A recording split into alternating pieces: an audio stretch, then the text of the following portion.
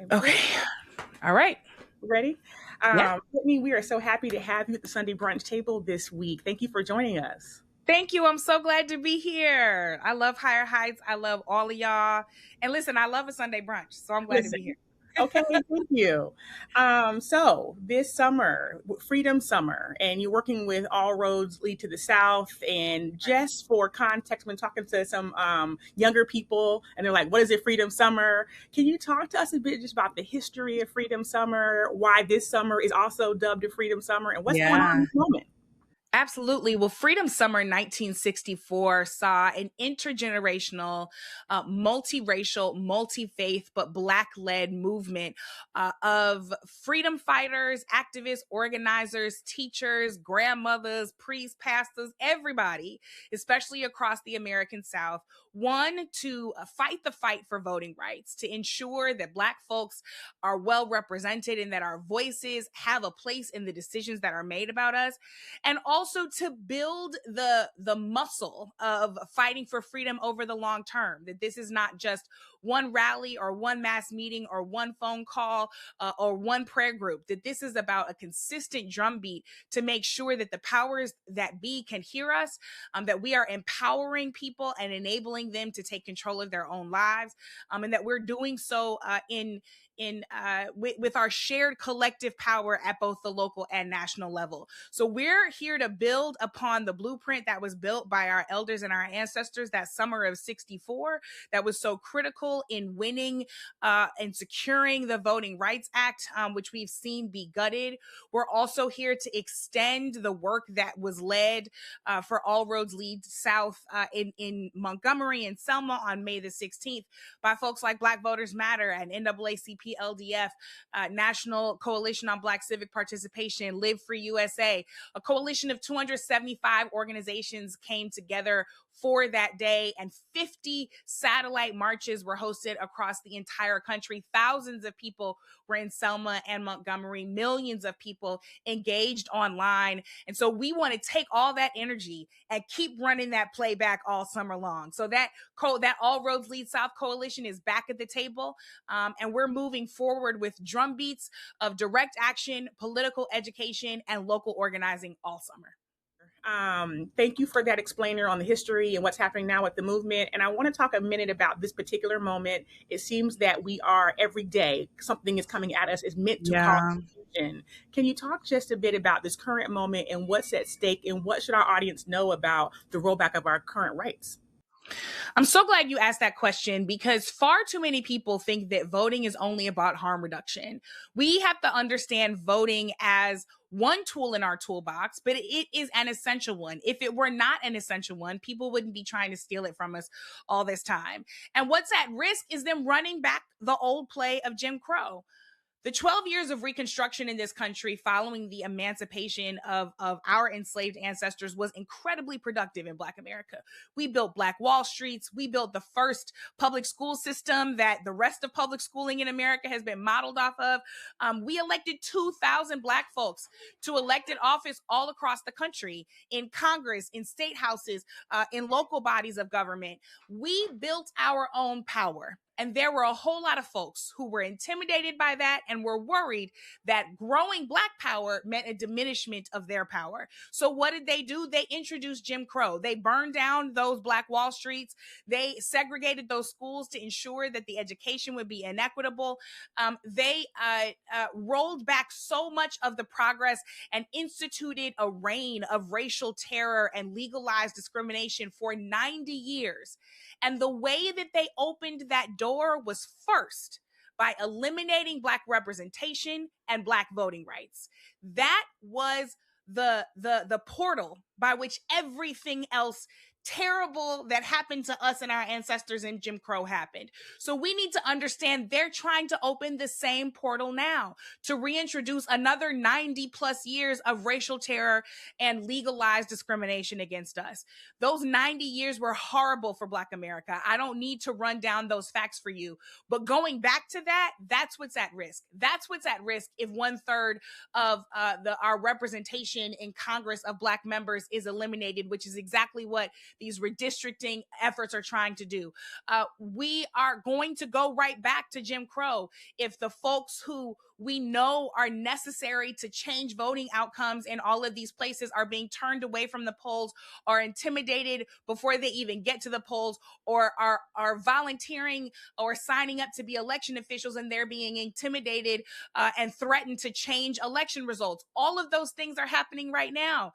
May the 16th happened because of the Calais decision, because of the constant redrawing of maps to eliminate majority Black districts where Black people can have some political power, in violation of the second portion, in violation of the Voting Rights Act.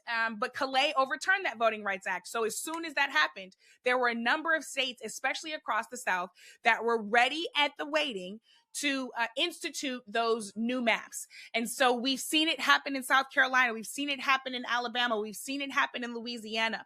But what we're also seeing as we sit here today on Friday having this conversation ahead of brunch, listen, the FBI just raided a voter rights organization in Ohio, a voting rights organization that made it its business to register Black and brown voters.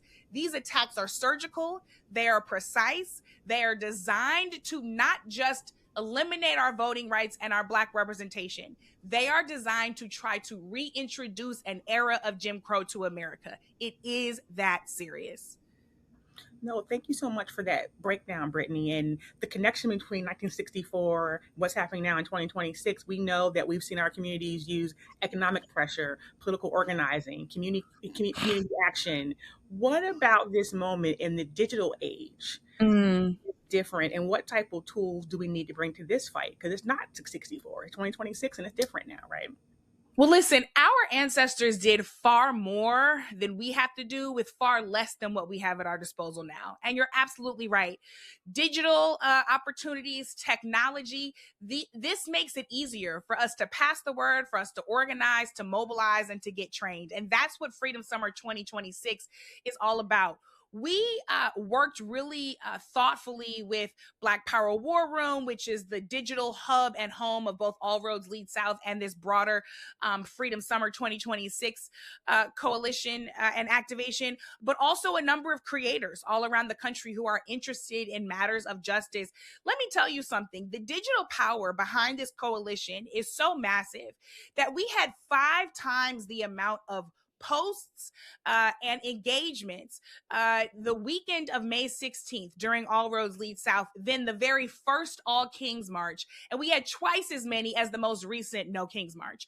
So there is a thirst and a hunger for people to be engaged right where they are. Now, I know as an organizer that digital organizing is no replacement for in-person organizing, but it is a tool that we have to avail ourselves of. So how are we doing that in Freedom Summer? First of all, we're making sure that the in-person organizing continues. We know that the South is everywhere, and what happens in the South can happen anywhere. So Juneteenth week of action will begin on June the 17th and 18th in Georgia. When they begin that special session, we're calling people to head down there and be led by local organizers in fighting back as they get in that state house and once again try to disempower Black voters and Black communities. Then on June the 20th in Harlem, USA, our friends at Until Freedom, Faith for Black Lives, the Urban League, and more, they will be leading a rally in Harlem, again, because the South is everywhere. And it's not okay to just let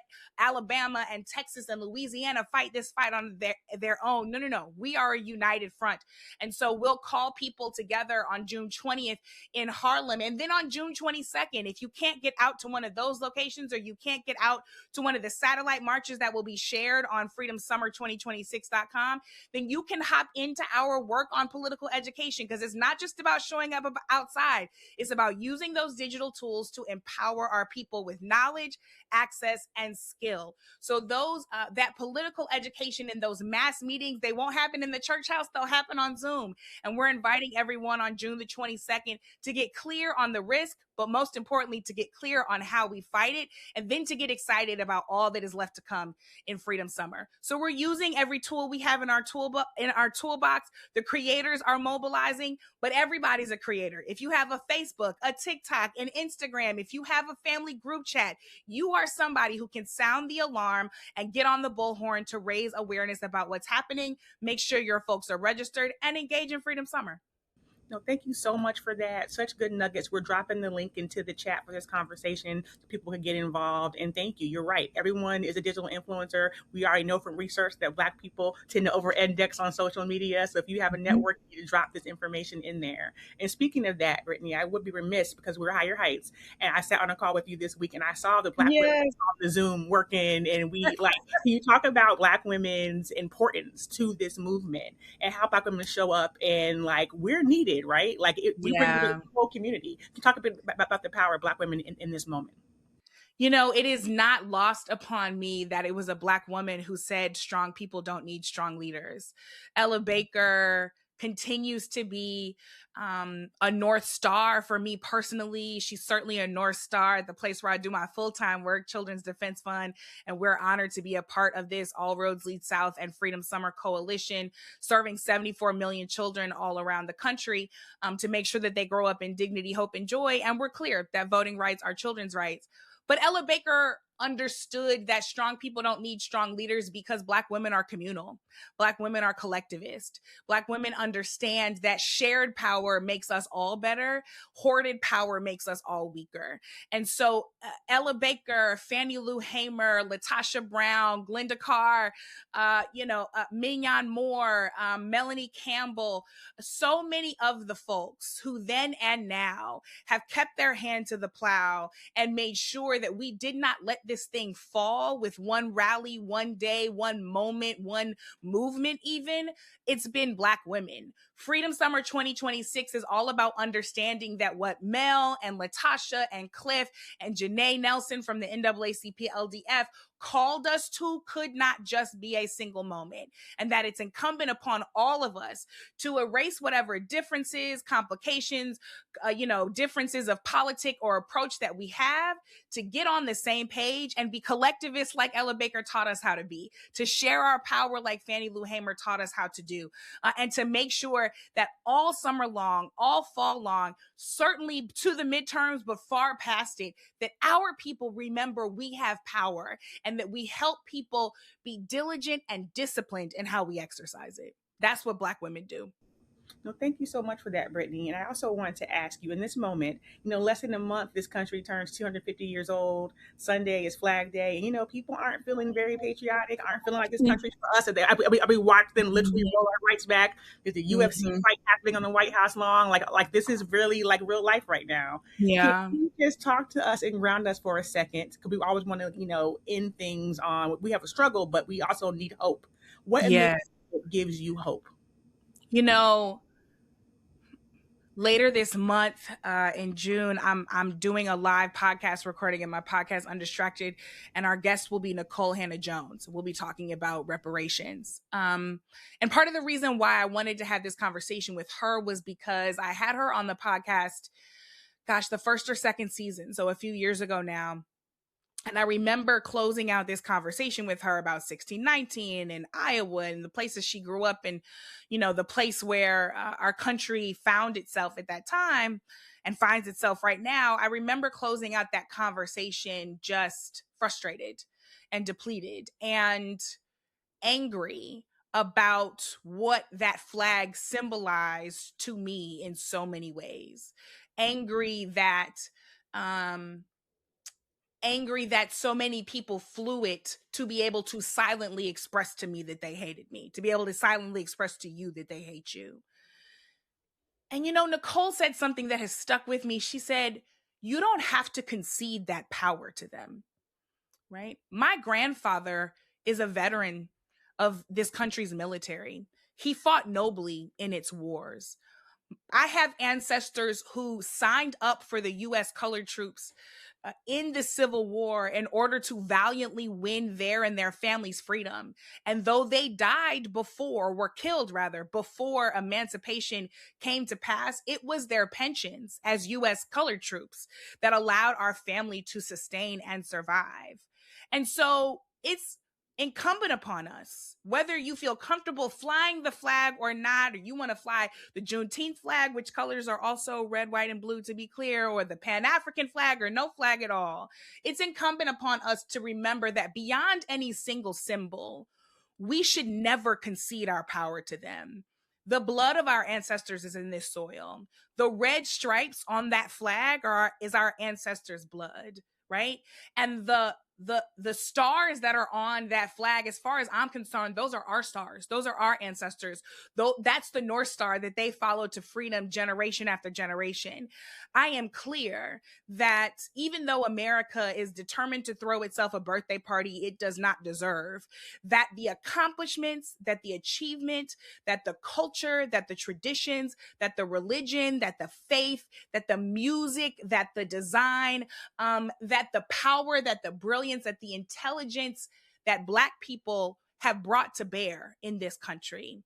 Those who were enslaved here, those who are a descendant of those who were enslaved here, those who immigrated here from the countries that we colonized, all of us have been critical to this American experiment, and nobody gets to erase that. So whether you're outside on Flag Day or not, remember, we deserve to have pride about what we created here and what we'll keep on creating, because if America is going to ever truly be free and truly be a democracy, it will be because Black people made it so.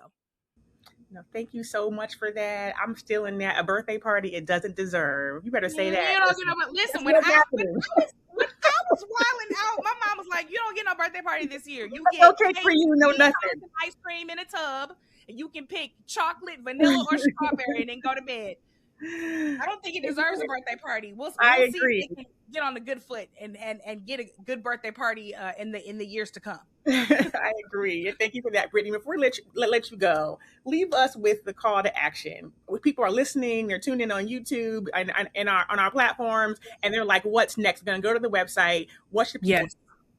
So you're going to go to freedomsummer2026.com.